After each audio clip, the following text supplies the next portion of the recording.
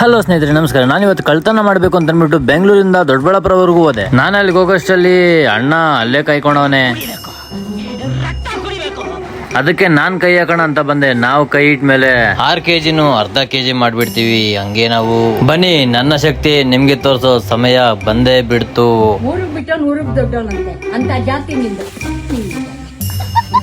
ನಾನೇನೋ ಡವ್ ಮಾಡ್ಕೊಂಡು ದೊಡ್ಡದಾಗಿ ದೂರದಿಂದ ದೊಡ್ಡಬಳ್ಳಾಪುರ ಬಂದೆ. ಇಲ್ಲಿ ನೋಡಿದ್ರೆ ಮರ್ಯಾದೆ ಎಲ್ಲ ಹರಾಜಾಯ್ತು. ನಾನೇನೋ ಅಲ್ಸಣ್ಣ ಹಾಲ್ ತರ ಇರುತ್ತೆ ಅನ್ಬಿಟ್ಟಂದ್ರೆ ಇದು ಆನೆಕಲ್ ತರ ಐತೆ. ಮೊದಲನೇ ಕೈ ಜಾರ್ತು ಅಂತ ಎಲ್ಲಾನು ಹಂಗೆ ಆಗಲ್ಲ ಅಂತ ಅನ್ಬಿಟ್ಟು ಟವಲ್ ಇಸ್ಕೊಂಡೆ ಕ್ರಿಪ್ಗೋಸ್ಕರ. ಯಾವುದೇ ಕಾರಣಕ್ಕೂ ಕಾಯಿ ಬಿಡಬಾರ್ದು ಅಂತ ಫಿಕ್ಸ್ ಆದೆ.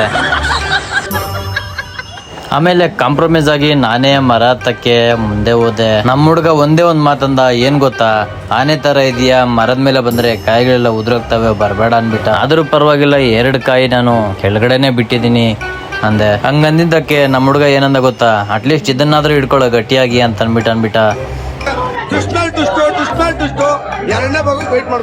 ಕಷ್ಟಪಟ್ಟು ಅಂತೂ ಇಂತೂ ನನ್ ಮರ್ಯಾದೆ ಉಳಿಸ್ಕೊಬಿಟ್ಟೆ. ಏನಪ್ಪಾ ಅಂದ್ರೆ ನಾನ್ ಬಿದ್ರು ಪರವಾಗಿಲ್ಲ, ಕಾಯಿ ಮಾತ್ರ ಬೀಳ್ಬಾರ್ದು ಅಂತ ಫಿಕ್ಸ್ ಆಗಿ ತಗೊಂಡ್ ಬಂದ್ಬಿಟ್ಟು ನೆಟ್ಟಿಗಿಟ್ಟೆ ಅದನ್ನ ಇಟ್ಟಿದ ತಕ್ಷಣ ನನ್ಗೊಂದು ಧೈರ್ಯ ಬಂದ್ಬಿಡ್ತು. ನಾನೇ ಮರ ಹತ್ಬಿಟ್ಟು ಹೋಗ್ಬಿಟ್ಟು ನಾನೇ ಎತ್ಕೊಂಡ್ ಬಂದು ಕೆಳಗಡೆ ಇಡ್ಬೇಕು ಅಂತ ಫಿಕ್ಸ್ ಆದಿ ಮರ ಹತ್ಬಿಟ್ಟೆ. ನಾನ್ ಮರ ಹತ್ತಿರೋದನ್ನ ನೋಡ್ಬಿಟ್ಟು ನಮ್ಮ ಹುಡ್ಗ ಏನಂದ ಗೊತ್ತಾ, ಹುಷಾರು ಕಣೋ, ಇರೋದು ಒಂದೇ ಮರ ಅಂದ್ಬಿಟ್ಟ. ನನಗೆ ಎಷ್ಟು ಚೀಪ್ ಅನ್ಸ್ಬಿಡ್ತು ಅಂತಂದ್ರೆ ಆ ಚೀಪ್ಗೋಸ್ಕರನಾದ್ರೂ ನಾನು ಕಾಯಿನ ಇಳಿಸ್ಕೊಂಡ್ ಬಂದ್ಬಿಟ್ಟು ಕೆಳಗಡೆ ಇಡ್ಬೇಕು ಅಂತ ಫಿಕ್ಸ್ ಆಗ್ಬಿಟ್ಟೆ.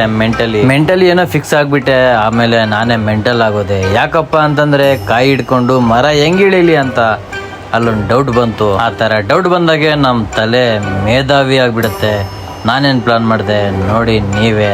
ಕಾಯಿ ಏನೋ ಬುಡದಲ್ಲಿಟ್ಟೆ, ಆಮೇಲೆ ನಾನೆಂಗ್ ಇಳಿಲಿ ಅಂತ ಕಷ್ಟ ಆಗೋಯ್ತು. ಅಂತೂ ಇಂತೂ ಸಾಧನೆ ಮಾಡಿ ಸೌದೆ ಮೇಲೆ ಕಾಲಿಟ್ಟು ಕೆಳಗೆ ಇಳಿದೇ ಬಿಟ್ಟೆ. ನಾವ್ ಇಳ್ದಿದ ತಕ್ಷಣ ಗೊತ್ತಾಯ್ತು ಕಾಯಿಗಳು ಜಾಸ್ತಿ ಕಿತ್ ಬಿಟ್ಟಿದೀವಿ, ಎತ್ಕೊಂಡು ಹೋಗಕ್ಕಾಗಲ್ಲ. ಅಂತೂ ಇಂತೂ ಎತ್ಕೊಂಡು ಮನೆಗ್ ಬಂದ್ಬಿಟ್ವಿ. ಇನ್ನೊಂದು ವಿಷಯ ಹೇಳ್ಬೇಕು ಅಂತಂದ್ರೆ, ಆ ಮರ ನನ್ ದೊಡ್ಡಮ್ಮ ಅವ್ರದ್ದು. ನಮ್ಮಪ್ಪ ನನ್ನ ಡಾಕ್ಟರ್ ಹೊಲ್ಸ್ಬಿಟ್ಟು ಆಪರೇಷನ್ ಮಾಡು ಅಂತ ಅಂದ್ಬಿಟ್ಟಂದ. ನಾನು ಇಲ್ಲಿ ಆಪರೇಷನ್ ಮಾಡ್ತಾ ಇದ್ದೀನಿ. ಇಲ್ಲೊಂದು ಪ್ರಾಬ್ಲಮ್ ಏನಪ್ಪಾ ಅಂದ್ರೆ, ಆಪರೇಷನ್ ಏನೋ ಮಾಡ್ಬೋದು, ಆಮೇಲೆ ಸ್ಟಿಚಿಂಗ್ ಆಗಕ್ಕಾಗಲ್ಲ, ಅದೇ ತೊಂದ್ರೆ. ಕಾಯಿ ನೋಡಿದ್ರೆ ಚಿಕ್ಕದಾಗೈತೆ, ಅದೇ ಇದ್ರ ಒಳಗಡೆ ಮಕ್ಕಳು ನೋಡಿದ್ರೆ ಬೇಜಾನಿದಾವೆ. ಯಪ್ಪ. ಅಂತೂ ಇಂತೂ ಆಪರೇಷನ್ ಸಕ್ಸಸ್ಫುಲ್ ಆಗಿ ನಡೀತು. ಮಕ್ಕಳನ್ನೆಲ್ಲ ಆಚೆ ತೆಗೆದ್ವಿ, ಹೊಟ್ಟೆ ಎಲ್ಲ ಹರಿದು ಬಿಟ್ವಿ.